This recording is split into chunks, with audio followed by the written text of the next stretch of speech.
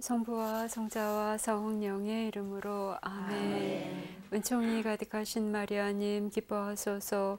주님께서 함께 계시니 여인 중에 복되시며 태중의 아들 예수님 또한 복되시나이다. 천주의 성모 마리아님 이제와 저희 죽을 때 저희 죄인을 위하여 빌어주소서. 아멘. 지혜의 모여 저희를 위하여 빌어주소서. 성부와 성자와 성령의 이름으로 아멘. 찬미 예수님. 찬미 예수님. 네, 일주일 동안 안녕하셨습니까? 네. 자, 오늘은요, 오경의 마지막 책을 배우시게 되겠습니다. 신명기라는 책인데요. 네, 신명기에 대한 설명을 끝으로 오경은 이제 마무리를 할 거고요. 다음 시간부터는 역사서라는 책을 배우시게 될 것 같습니다.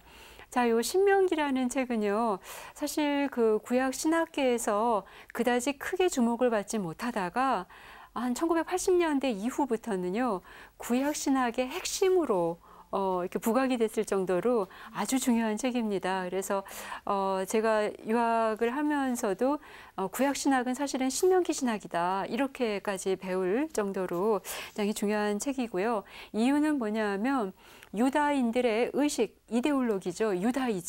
유다이즘의 전통 사상이죠. 예, 여기의 핵심이 곧 신명기적 사고다. 이런 어떤 의식들이 정착이 됐기 때문에 그렇습니다.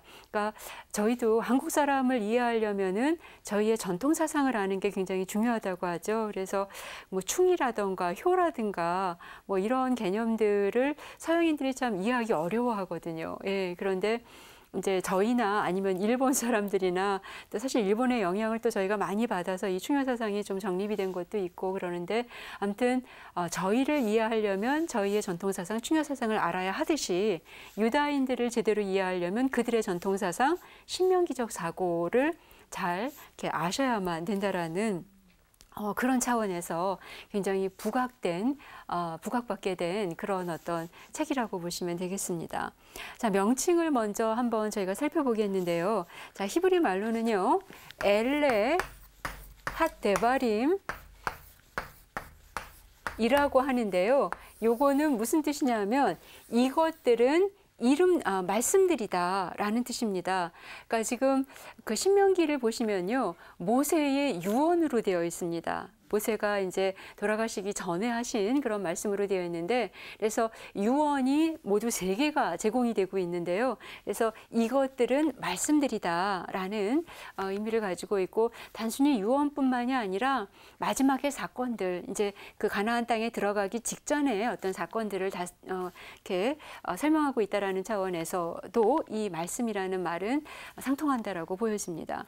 자, 그런데 70인역에서는요, 요것을 듀테로노미온이라는 이름으로 부르는데 요건요, 두 번째 법이라는 뜻이 됩니다. 두 번째 법. 자, 요게 왜 나왔냐면, 그리고 요 두 번째 법이라는 말에서 나오게 되는 것이 신명입니다. 신명기. 자, 신자는요, 거듭 신자를 쓰거든요. 그래서 계명을 거듭해서 얘기해 준다라는 거예요. 두 번째로 얘기해 준다라는 거. 그래서 이 두 번째 법이라는 그리스말 제목에서부터 한국말 신명기가 나오게 됩니다. 자, 그런데 설명을 들으시면 이해가 되실 것 같아요. 자, 저희가요, 뭔가 유언을 할 때는요, 지금까지 살아왔던 것과 전혀 다른 어떤 것을 생뚱맞게 얘기하시는 게 아니라 지금까지의 삶을 거듭해서 회고해 주시잖아요. 그죠? 그래서 우리가 언제 어떻게 됐고, 그때는 어땠고, 뭐 이런 것들.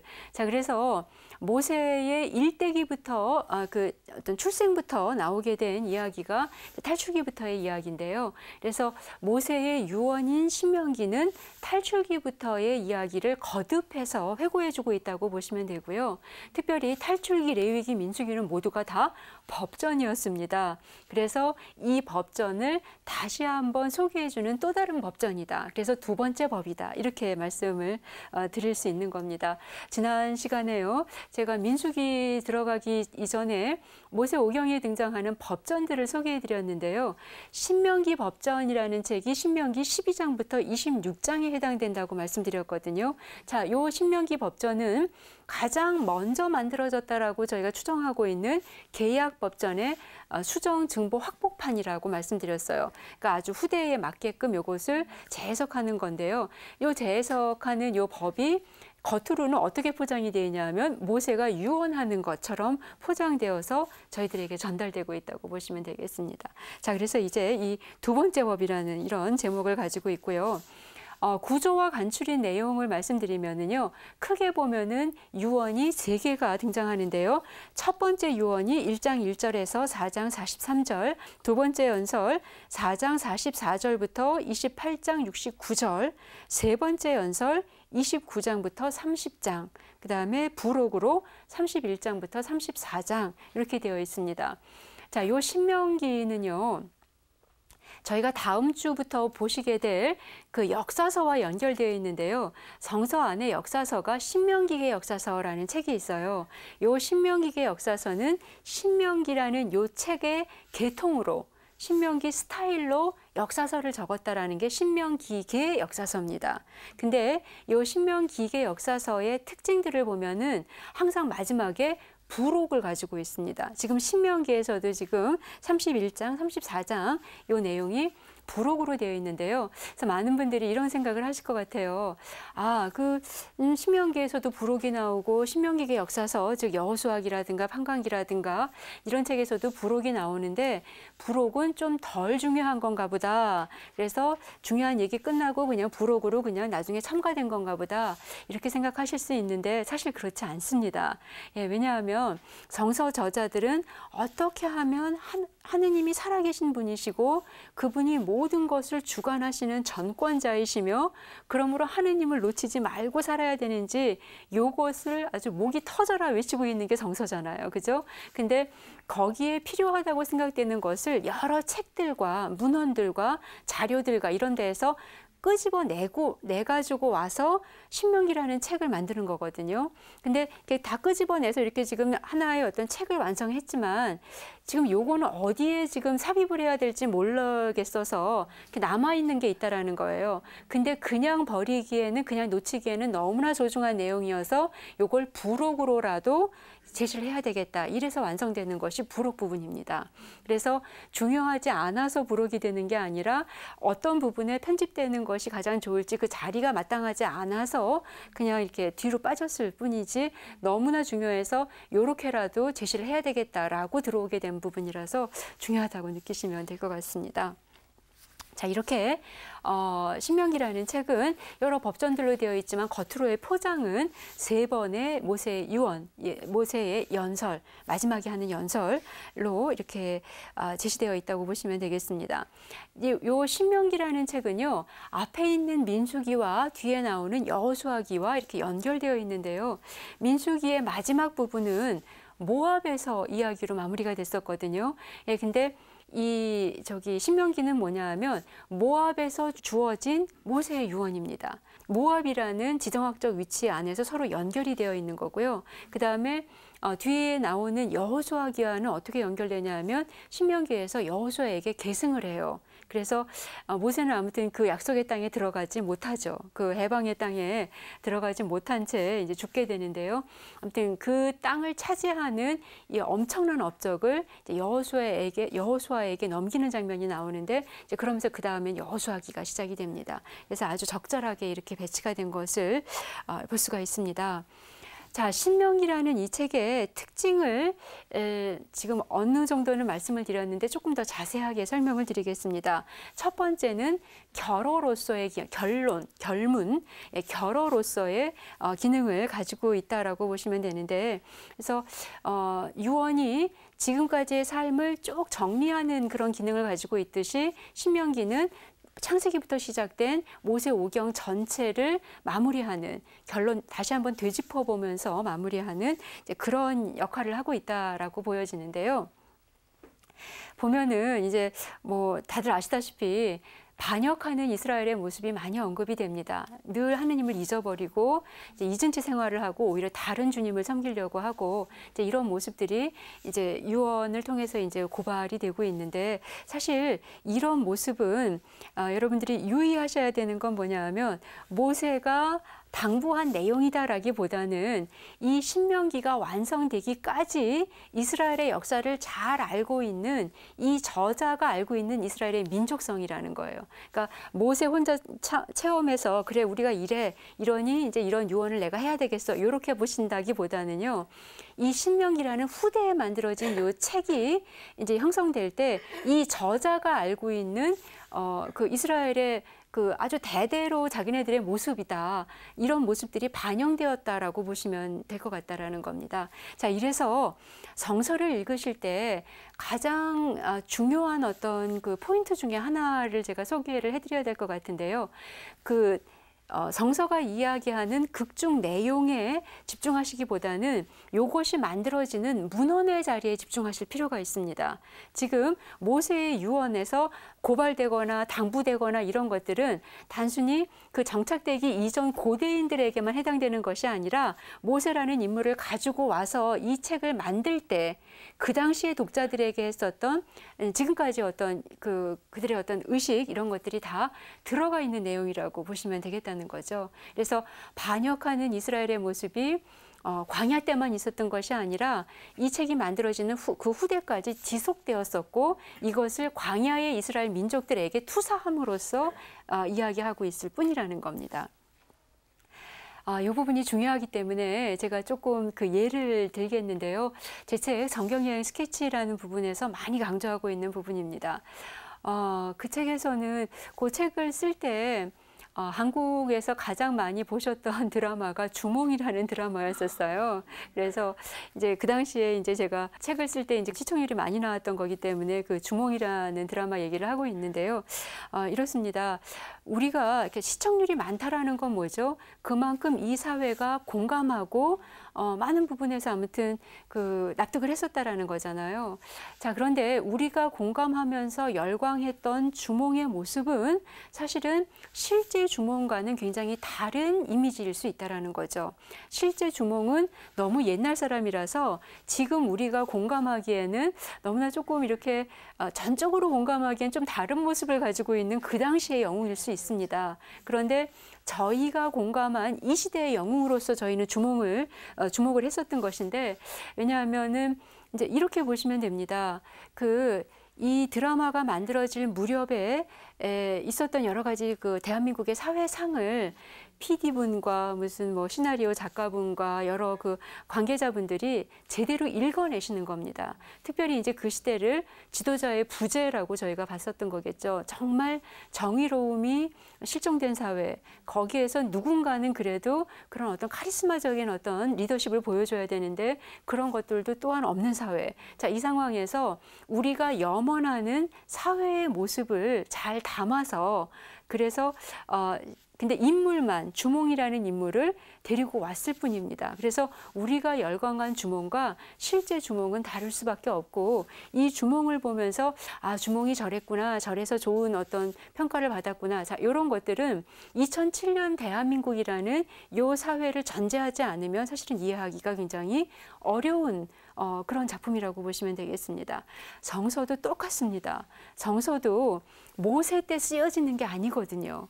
예, 그리고 아브라함 때 혹은 아담 때 사실 인류의 역사를 보면요. 문자 이전 시대를 저희가 선사 시대라고 하는데 이후 시대를 역사 시대라고 하죠. 역사 시대보다 선사 시대가 훨씬 더 길었다고 합니다. 그러니 대부분 구약성경, 특별히 저희가 모세 오경 때 이렇게 언급했던 이런 어떤 사건들은요. 문자 등장하기 이전에 아주 고대 사회라고 보시면 되겠어요. 이때 문자도 없이 뭘 기록을 하겠습니까? 예, 그래서 성서의 내용들은 대부분 이제 굉장히 후대에 만들어진 거라고 볼 수 있고 지난 시간에 제가 말씀드렸듯이 신명기 법전이라든가 성결 법전이라든가 사제기 법전은 모세 때 주어진 것으로 되어 있지만 굉장히 유배 이후에 만들어진 법전이 첨가됐을 뿐입니다. 자, 이래서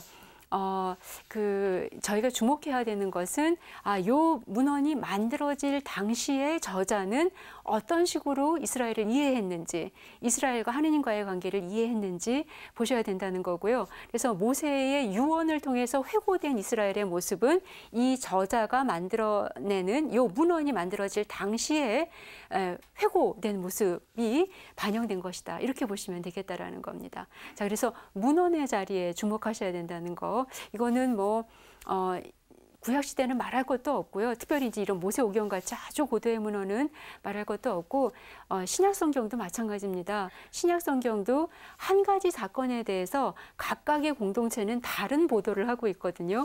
루카는 루카에 맞추어서, 마테오는 마테오에 맞추어서 그 공동체는 이 예수님 사건을 어떻게 이해했으며 이 독자들에게 이것을 어떻게 소개할지 공동체에게 눈높이를 맞춰가지고 이 사건이 해석이 됩니다. 그래서 예수님 십자가상의 마지막에 하신 이야기도 루카복음에서는 왜 나를 버리시나이까 이러면서 돌아가시고, 마테오복음에서는 제 영혼을 당신 손에 맡깁니다. 이렇게 돌아가시고, 자, 이런 어떤 상황들이 벌어지거든요. 자, 그래서 사건에 주목하기보다는 이 문헌이 만들어진 그 시대의 시대 정신을 읽어내는 거, 이게 정서를 접근하시는데 가장 굉장히 중요한 그런 방식 중에 하나라고 보시면 되겠습니다.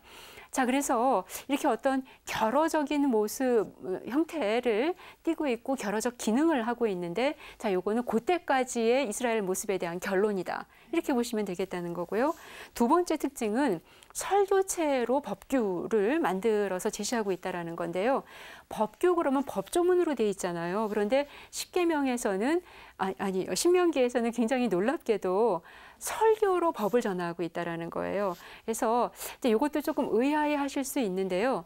이제 신명기 신학이 이렇게 그 당시에는요, 연설이라는 그 독특한 어떤 뭐라고 할까요? 자기 의식 소개 전달 방법이 개발이 되게 되는 겁니다. 그러니까 옛날부터 뭐 연설이나 이런 부분들이 많이 강조됐던 것이 아니라 이제 뭔가 사회 안에 지도층이 형성되게 되면서 이들의 연설이 그 시대에는 굉장히 붐을 타게 되는 거죠. 그래서 연설문이라는 것이 아주 뭐라고 할까? 굉장히 대중적으로 사람들한테 유행을 타게 되고 이러면서 신명기 신학에서는요, 주로 이 신학이 전달될 때 연설문이 많이 등장합니다. 신명기라는 이 중요한 책에서 가장 중요한 책이라고 보여지는 게 신명기 6장 4절에서 7절이거든요. 제가 지난 시간에 레위기 민수기 설명 드릴 때요, 법전 소개해 드리면서 가장 중요한 계명, 가장 큰 계명 소개해 드렸고, 그때 한 분이신 하느님을 사랑하고 이웃을 내 몸같이 사랑하고 요거 말씀드렸는데요. 요거는 사실은 신명기 6장 4절에서 7절에 대한 신약 성경의 인용이라고 보시면 되겠습니다. 신명기 6장 4절에서 7절을 읽어보시면 내 마음을 다하고 힘을 다하고 목숨을 다하고 정신을 다해서 하느님을 사랑하라, 요게 나오거든요. 그러니까 신명기가 워낙 중요해서 예수님도 가장 큰 계명을 얘기하실 때 신명기를 인용하시면서 가장 큰 계명을 얘기하시는 겁니다. 그래서 이제 그런데 그 신명기 6장 4절에서 7절이 어떻게 시작이 되냐 하면, 들어라 이스라엘아, 이렇게 시작이 돼요. 쉐마 이스라엘이라고 하는데요. 들어라, 이게 뭡니까? 연설문이라는 얘기예요. 연설. 그래서 이렇게 이스라엘 동포들은 들으십시오, 들어라, 이런 여러 가지 말들이 많이 나오는데, 신명기 신학이 주로 사용하기 시작했던 당시에 유행을 탔던 어떤 방식이다라고 보셔도 무방하실 것 같습니다. 자, 그래서 요즘에도 만약에 이래요. 각 교구마다 올해의 어떤 그 사목 교서나 이런 것들 나올 때요, 이렇게 어떤 슬로건을 만드시잖아요. 그죠? 자, 일어나 가자. 이거 대부분이 예수님 말씀에서 인용하시는 경우가 많습니다.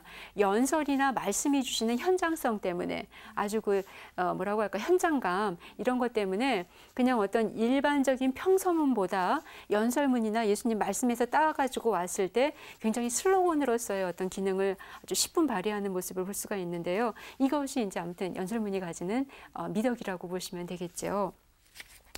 자, 그래서 이 여러 가지 법전들 중에서도 제가 지난 시간에 말씀드렸듯이요, 십계명이라는 중요한 이 법전이 탈출기에 한 번 등장하고 신명기에 한 번 또 등장합니다. 그런데 동일한 내용으로 동일한 순서대로 전개되지 않고 있기 때문에 그래서 저희가 그 가톨릭에서 저희가 사용하는 십계명과 그다음에 개신교 십계명, 그다음에 동방교회에서 사용하는 십계명, 유다인들이 사용하는 십계명이 다 달라요. 왜냐하면 탈출기와 신명기에서 서로 충돌되게 이야기되고 있기 때문에 그렇습니다. 그래서 어디에서 가져오느냐에 따라서 그래서 저희가 천년성찬할 때나 뭐 아니면 세례 받으실 때 십계명을 외우시게 되어 있는데 개신교 가서는 그거 외우시면은 이제 그대로 되지가 않습니다. 예, 십계명이 다르기 때문에 그렇죠.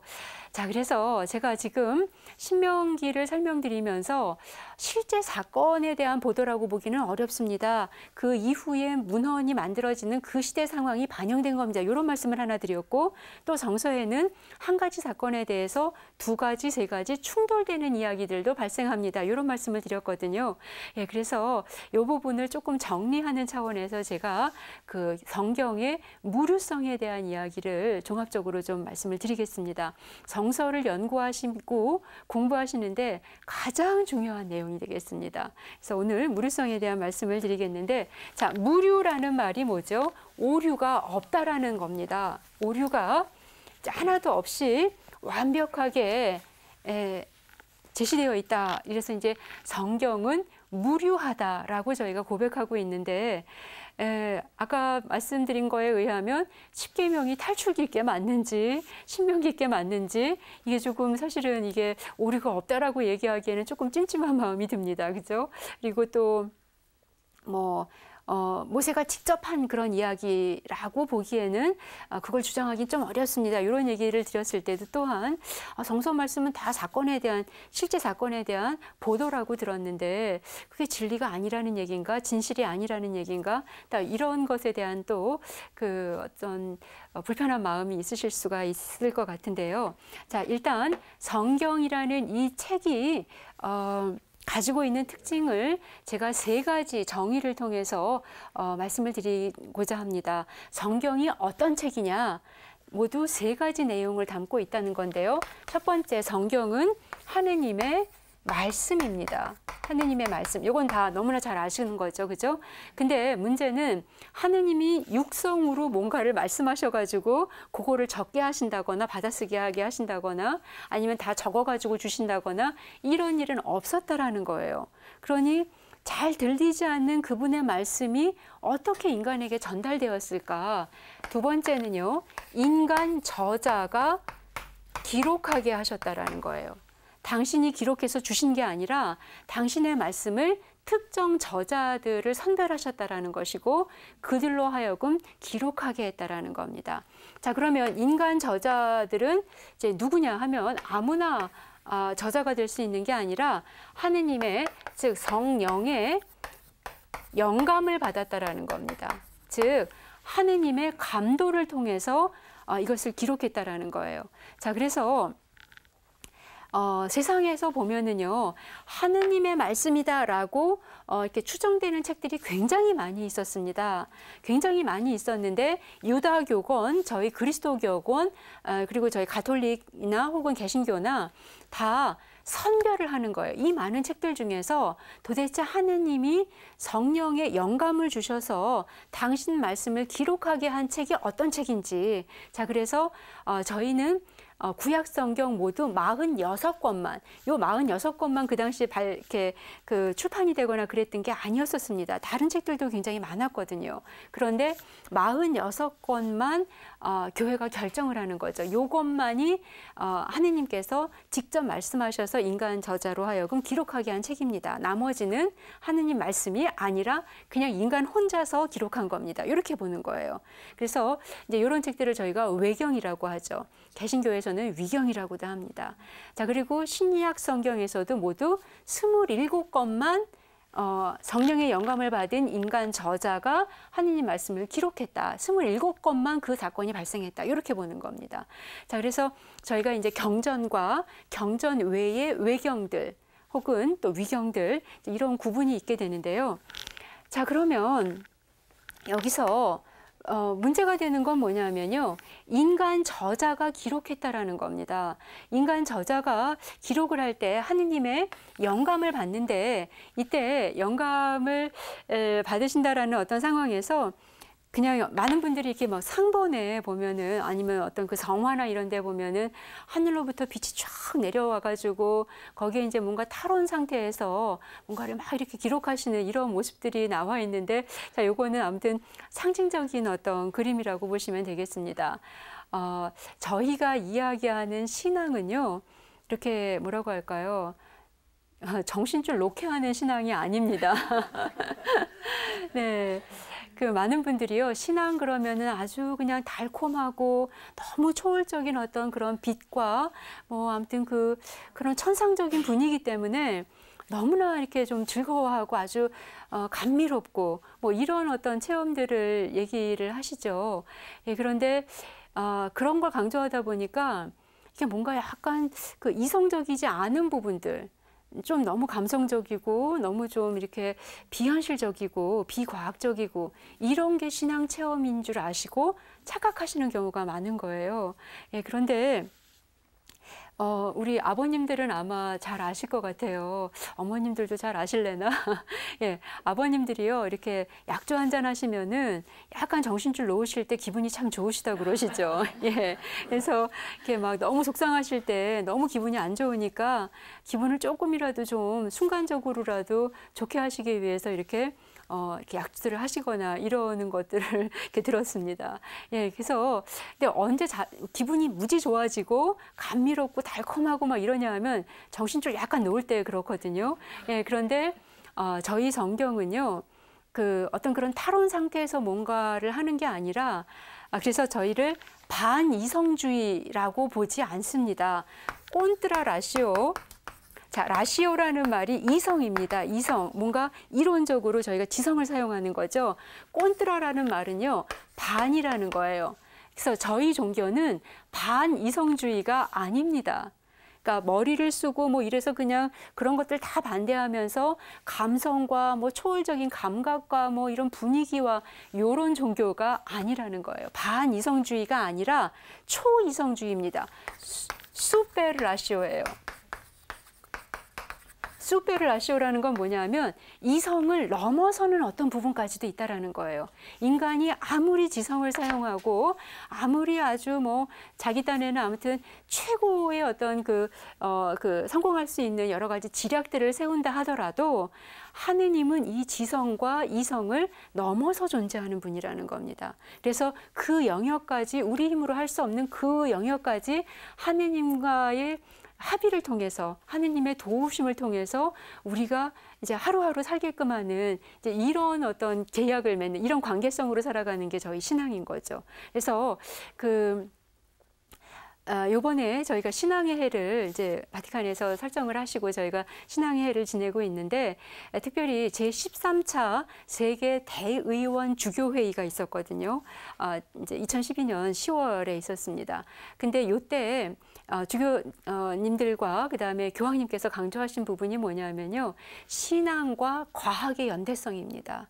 그러니까 과학 따로 놀고 신앙 따로 놀고 뭐 이런 어떤 부분이 오히려 정말 이 세상에 필요한 신앙이 복음화되는데 문제가 된다고 보는 거예요. 그래서 뭔가 조금 준비가 안 된 그런 과학자분들이나 이런 분들이 자꾸 신앙을 과학과 반대되는 것으로 설명하려고 하시는데 그렇지 않다라는 겁니다.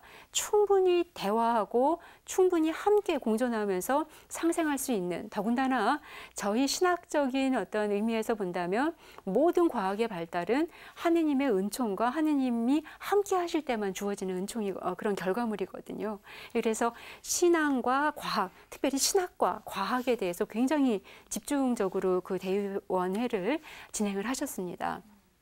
자, 그래서 과학이나 아니면은 뭐 합리적인 것과 반대되는 반이성주의가 아니라 초이성주의라는 거고요. 그래서 저희 종교는요, 그냥 알딸딸하게 기분 좋게 이렇게 저희를 좀 붕 떠서 살게 하는, 그래서 뭔가 부흥회나 아니면 어떤 분위기로 뭔가 신앙을 이렇게 전수하는 그런 교회가 아니라 정신줄을 꽉 잡게 하는 종교입니다. 예. 지금의 나의 현실을 무엇보다도 적확하게 정확하게 보라는 겁니다. 그래서 진리가 너희를 자유롭게 하리라. 요한복음 말씀이시죠.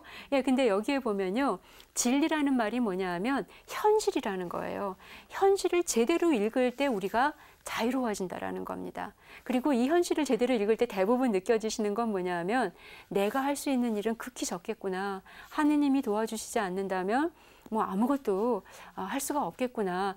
요걸 파악하게 한다라는 겁니다. 그래서 성령의 영감을 받아서, 즉 하느님의 영감을 받아서 이것을 기록하는 인간 저자는 정신줄 놓은 상태에서 뭔가를 기록하는 게 아니라 당시 사람들이 가장 잘 알아들을 수 있는 방법을 전적으로 동원합니다. 그래서 그런 소재와 그런 방식과 그런 문학 장르와 아니면 정치적 상황과 이런 모든 것들을요 깊이 숙고하고 고민하고 연구해서 그래서 이제 성서 본문들이 나오게 되는 거예요. 그런데 이런 고민과 숙고들 안에서 하느님은 그냥 방치하고 계셨던 것이 아니라 하느님의 영이 함께 했다라는 겁니다. 그래서 성서 저자들, 우리가 지금 신명기를 공부하고 있는데 이 신명기의 저자들의 의식은 그들 혼자만의 고민이 아니었고 하느님의 영이 함께 들어와서 이제 이런 어떤 신학적 결과물을 내게 된다라는 겁니다. 자, 이런 상황들은요, 인간 저자가 그냥 하느님이 불러주신 대로 받아 적은 게 아니라 나름대로 신학적인 모든 그 소양들과 이런 것들을 동원했다. 요거는 제가 언젠가 소개해드린 적이 있습니다. 계시헌장이라는 1962년부터 65년에 진행되었던 바티칸 공유회, 2차 바티칸 공유회의 결과물에서 이미 제시되어 있는 내용입니다. 계시헌장 11항과 12항에 주목하셔서 보시면 되겠는데요. 요거는 제 책 성경여행 스케치 202페이지부터 제가 207페이지까지 소개하고 있는 내용입니다. 제가 계시헌장 11항을 한번 읽어보겠습니다. 성경을 저술하는 데에 하느님께서는 인간을 선택하시고 자기의 능력과 역량을 이용하는 사람들을 활용하신다. 하느님께서 몸소 그들 안에 또 그들을 통하여 활동하시어 하느님께서 원하시는 모든 것을 또 원하시는 것만을 그들이 참 저자로서 기록하여 전달하도록 하셨다. 그러므로 영감받은 저자들 또는 성경 저자들이 주장하는 모든 것은 성령께서 주장하신 것으로 여겨야 한다. 예. 제 말이 아니라 교회의 말씀이시죠. 예, 예. 하느님께서 인간 저자를 선택하셨다라는 거. 그리고 그들이 모든 것을 아주 총동원해서 기록하도록 하셨다라는 건데 그들의 총동원한 이런 많은 소양들은 그들 저자들의 독자적인 것이 아니라 모든 것은 성령께서 주장하시는 것으로 받아들여야 된다라는 겁니다. 예, 많은 분들이 가톨릭 교회 그러면은 굉장히 보수적인 그런 교회로 이해를 하고 계시는데요. 저희들이 사실은 보수적인 부분이 있죠. 예, 그래서 지켜야 될 부분들, 이런 부분에 대해서는 양보하지 않는 부분이 있습니다. 그런데 그런 보수성을 가진 교회이지만 교회 자체도 성경에 대해서 보실 때는 이런 문학적이고 과학적이고 합리적인 부분들을 이미 교회가 받아들이고 계시다라는 겁니다. 그리고 12항, 요거는 예전에 한번 같이 읽었던 부분이지만 다시 한번 좀 보겠습니다. 성경 저자들의 진술 의도를 알아내기 위해서는 여러 가지 것들 중에 문학 유형들도 고려해야 된다. 왜냐하면 진리는 본문에서 역사적, 예언적, 시적 양식 또는 다른 화법 등 여러 양식으로 각각 다르게 제시되고 표현되기 때문이다. 예, 요거 이해되시죠? 오경을 제가 설명드리면서 신화라던가 설화라던가 전담에 대한 양식도 소개해드렸고 법조문 을 또한 소개해 드렸습니다. 나중에 이제 예언서 가면은 신탁이라는 또 다른 양식이 등장하거든요. 그리고 역사서를 가면은 역사라는 또 그 시대에 유행했던 양식이 등장합니다. 이렇게 양식들을 고려해서 성서를 읽어내셔야 된다라는 거예요. 그러므로 성경 해석자들은 성경 저자가 제한된 상황에서 그 시대와 문화의 여러 조건들에 따라 당시의 일반적인 문학 유형들을 이용하여 표현하려고 하였고 또 표현한 그 뜻을 연구해야 된다. 성경 저자가 글로서 주장하고자 한 것을 옳게 이해하기 위해서는 당시에 널리 쓰이던 그 지방 고유의 사고방식, 언어방식, 설명방식 그리고 사람들이 상호 교류에 관습적으로 사용하던 방식들을 면밀히 고려해야 된다. 이렇게 얘기를 하고 계시는데요. 자, 요것에 덧붙여서 제가 좀 소개를 해드리겠습니다. 자, 성서 전체는요, 안 보이시는 하느님, 말씀이 잘 들리지 않는 하느님이 살아계시고 지금 우리 삶 안에 구체적으로 역사하시는 분임을 계시하고 있는 책입니다. 자, 계시는 열 개의 보일 시자를 쓰죠. 그래서 열어서 보여주는 책이라는 겁니다. 즉 저희 그리스도교, 자, 저희 이제 그리스도교를 한마디로 표현하라 이러면은 계시 종교다 이렇게 얘기를 하거든요. 그래서 계시야말로 저희 그리스도교를 구성하는 아주 중요한 부분이라는 겁니다. 근데 열어서 보여준다라는 건데 열어서 보여주는 또 왜냐하면 휘장에 가린 것처럼 잘 안 보이시는 분이라는 거예요. 그러니 그분을 만나서 사귀고 믿음이 생기고 믿음을 고백하려면 휘장을 제쳐줘야 되겠다는 거죠. 그래서 이거를 레벨라시오라고도 합니다. 리벨레이션이라고도 영어식으로는 리벨레이션인데 요 벨이 뭐냐면 베일이에요. 벨룸. 즉 휘장입니다. 휘장. 베일을 걷어줘야지만 하느님이 열어서 보여진다라는 거죠. 그런데 이 계시가 두 가지 방법으로 이루어집니다. 저희 가톨릭 교회에서는요. 성경을 통해서만 휘장이 열려진다는 거예요. 성경을 읽음으로써만. 두 번째는 성전, 교회의 거룩한 전통들입니다. 그리고 이런 전통들이 문헌화되어서 제시되는 이런 문헌들, 이런 것들이 이제 계시의 통로죠. 자, 그런데 하느님 이 성경을 보면은 너무나 오랜 시간 동안에 제작이 되기 때문에 당시 사람들이 예를 들어서 모세오경이라는 이 책은 기원전 13세기부터 제작이 되지만 최종 완성되는 건 5세기거든요. 800년 동안 만들어지는 거예요. 이 오경이라는 책이요. 그래서 여기에 후대 법전도 뒤죽박죽으로 이제 막 이쪽에 앞부분에 삽입이 되기도 하고 뒷부분에 삽입이 되기도 하고 이런 어떤 그냥 이렇게 차곡차곡 만들어진 책이 아니라 굉장히 산발적으로 편집된 책입니다. 자, 그런데 이때 당시 사람들의 사고방식, 아까 생활방식 뭐 이런 것들 알아야 된다라고 얘기하셨는데요. 당시 고대인들에 의하면 세상은 어떻게 만들어졌냐 하면은 평평해서 동그랗게 지구가 만들어지는 게 아니라 평평하고 여기에 이제 사람들이 살아가기 위해서 이제 어떤 창공이 만들어지고 뭐 이런 형태로 되어 있습니다. 그 시대 사람들에게 지구는 동그래서 동그란 지구가 이렇게 창조됐다 이렇게 얘기하시면 우리는 굉장히 그게 맞는 말이라서 참 좋은데 당시 사람들은 그러면 그 시대의 사고방식, 그 시대의 우주관에서는 거짓말 이렇게 하는 겁니다. 그래서 만약에 불과 한 20년 전에 전화기를 각자 가지고서 이렇게 그냥 아무 데서나 전화하실 수 있을 거예요. 이런 얘기 하시면 대부분 대한민국 국민들은 다른 나라들은 더 말할 것도 없죠. 우리는 그나마 이제 IT 강국이니까. 근데 그럼에도 불구하고 거짓말 그런 게 가능하겠어. 이제 이렇게 생각하시는 겁니다. 그러니까 시대마다 우리가 진리라고 생각하는 부분들은 일정 부분 고정되어 있어요.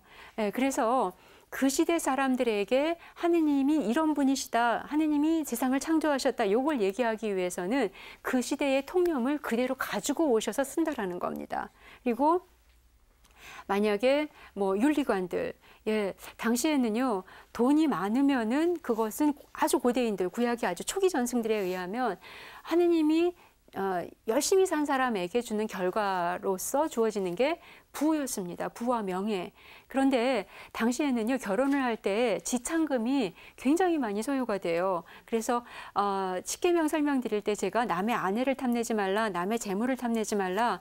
요게요 왜 재물과 재산이 여성과 함께 연결이 되냐면 자기 재산 중에서 제일 비싼 게 아내라서 그래요. 재산의 4분의 1에 해당되는 돈을 주고 사가지고 와야 됩니다. 그래서 남편을 부를 때 히브리 말에는요 남편을 남편 지압이라고도 부르지만 주인님이라고 불러요. 주인. 왜냐하면 이렇게 사가지고 오는 거라서 그래요. 그러니까 우리 같은 상황에서 보면은 아니 어떻게 부인을 사오냐 이게 지금 말이 되냐. 그 시대에는 결혼관이 그랬습니다. 그래서 그것에 맞추어서 그런 그들의 유다인들의 사고방식을 전제해서 구약성경이 만들어지는 거예요. 근데 우리식으로 이상하다고 해서 이것을 폄하한다라고 했을 때 합리적인 평가 방법이 될 수 없다라는 것이죠. 만약에 국민교육헌장이라는 어떤 책이 이제 우리 문헌이 있죠. 그래서 이제 뭐 초등학교 때, 중학교 때 다들 이제 외우셔가지고 아마 시험 보셨던 분들 너무나 많으실 겁니다. 예.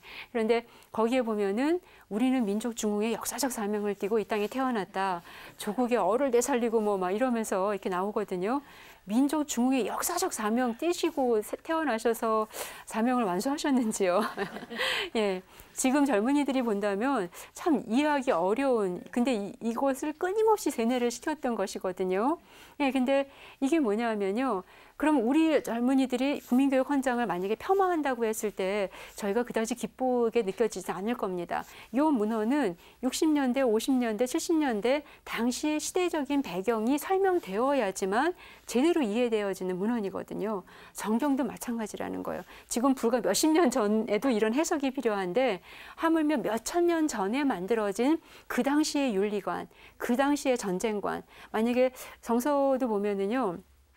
전쟁에서 야훼 하느님께서 승리하신 다음에 그 상대편의 애기들이나 가축까지 다 몰살을 시킵니다.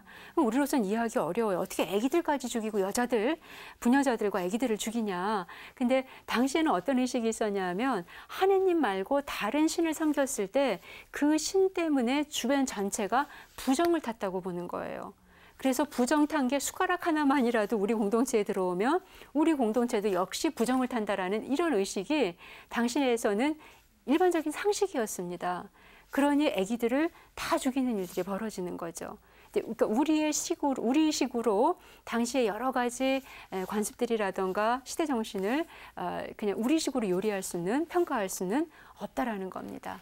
자, 그래서 성서에 보면 예를 들어서 저희가 탈출기라는 책을 공부할 때 제가 시간 관계 때문에 다 읽은 적이 없는데요. 탈출기에 보면 좀 많이 알려진 사건, 그게 이제 바다 건너가는 사건입니다. 14장 21절부터 22절에 제시가 되어 있는데요. 제가 한번 읽어보겠습니다. 모세가 바다 위로 손을 뻗었다. 주님께서는 밤새도록 거센 새바람으로 바닷물을 밀어내시어 바다를 마른 땅으로 만드셨다. 그리하여 바닷물이 갈라지자 이스라엘 자손들이 바다 한가운데로 마른 땅을 걸어 들어갔다. 물은 그들 좌우에서 벽이 되어 주었다. 이렇게 되어 있습니다. 익숙하신 부분이죠. 예, 그런데 좀 예민하게 읽으신 분들은 여기에서 한 가지 사건에 대한 두 가지 충돌되는 보도를 발견하셨을 것입니다. 첫 번째 21절에서는요. 밤새도록 바람이 불어서 마른 땅이 드러나는 거예요. 그런데 22절에서는 그게 쫙 갈라져 가지고 좌우로 벽이 되어주는 겁니다. 그러니까 바다가 갈라지는 장면을 서로 다르게 얘기하고 있는 겁니다. 자, 그러면 여기서도 의아하시죠? 아니, 이 중요한 사건에서조차도 통일된 말씀이 나오지 않고 이랬다 저랬다 하는 거니 이걸 어떻게 하면 좋겠는가? 예, 자, 성서는 바다가 주인공인 책이 아니라는 겁니다. 당시에 문학 기법은 뭐냐면요. 내가 얘기하려고 하는 한 가지에 초점을 맞추어서 그 다음 조연들, 이렇게 부차적인 것들은요. 얼마든지 각색이 가능했었습니다. 그래서 요것을 실제 사건에 대해서 왜 보도 안 했냐 이렇게 보는 사람은 그 당시로서는 아무도 없었어요. 그래서 왜 이 중요한 장면에서조차 그 머리 좋은 유다인들이 그냥 이 본문을 그냥 이렇게 넘어갔느냐, 몰라서 간과해서 넘어간 게 아니라 너무나 정확히 알고 있지만 충돌이라고 보지 않는 거예요. 왜냐하면 바다가 바람으로 이렇게 마른 땅이 드러나건 아니면 쫙 갈라져 가지고 벽이 되건 주체, 이 이스라엘을 해방시키는 주체는 야훼 하느님이라는 거, 그분께서 해방시키셨다라는 이 사실은 동일하게 보도되고 있는 거거든요. 그래서 하느님이 어떤 분인지를 계시하는 것이 목적이기 때문에 요것에 맞는다면 여기에서 이랬다 저랬다 21절에 이렇게 얘기하고 22절에 이렇게 하는 이런 충돌을 아주 대놓고 보여주는 겁니다. 왜냐하면 이걸 충돌이라고 보지 않기 때문에 그렇습니다. 성서에서 보면 십계명이 2번 등장하는데 이게 어떤 게 맞고 어떻게 틀리고 이런 것을 판가름하지 않습니다.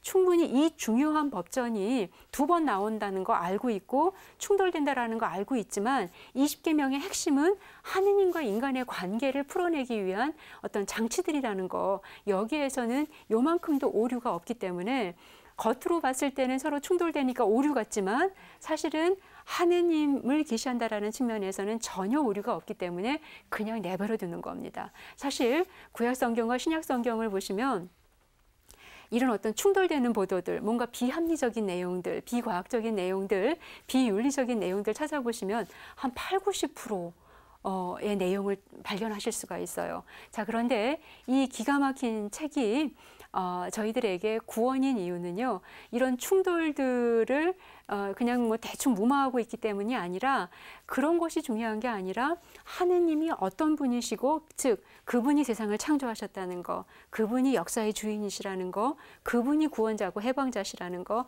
이런 것에 대해서는 요만큼도 충돌되는 본문들은 발견되지 않기 때문에 그런 차원에서 성서를 무료하다라고 하는 것입니다. 자, 요거는 제가 근본주의에 대한 것, 즉 문자주의. 문자주의는 뭐냐면 성경을 있는 그대로 다 그렇게 했다. 뭐 이렇게 지금 밀어붙이는 분들이시거든요. 그래서 굉장히 신앙이 깊으신 분들이시고, 제가 성경여행 스케치를 이렇게 진행할 때 아주 열심하신 분께서 여기에 대한 질문을 던지신 적이 있어요. 그래서 이 신자분들이 이런 부분에 대해서 민감하시고 많이 궁금해하시구나. 근데 요걸 모르면 성서를 이해하시기가 참 어려우셔서 이 부분을 제일 먼저 강조해야 되겠다. 이런 생각이 들어서 책에서도 더 보강을 해서 말씀드리고 그랬습니다. 자, 이제 저희가 역사서를 배우게 되는데요. 이 역사서는 이스라엘의 역사책이 아닙니다. 이스라엘의 역사책이라면 저희가 경전으로 읽을 필요가 없죠. 예. 그래서 이스라엘 역사라고 본다면 충돌되는 이야기가 너무나 많이 나와요. 자, 그래서 근본주의에 대한 내용들, 그런 것들은 역사서에서 다시 한번 제가 소개해 드리는 것으로 하도록 하겠습니다.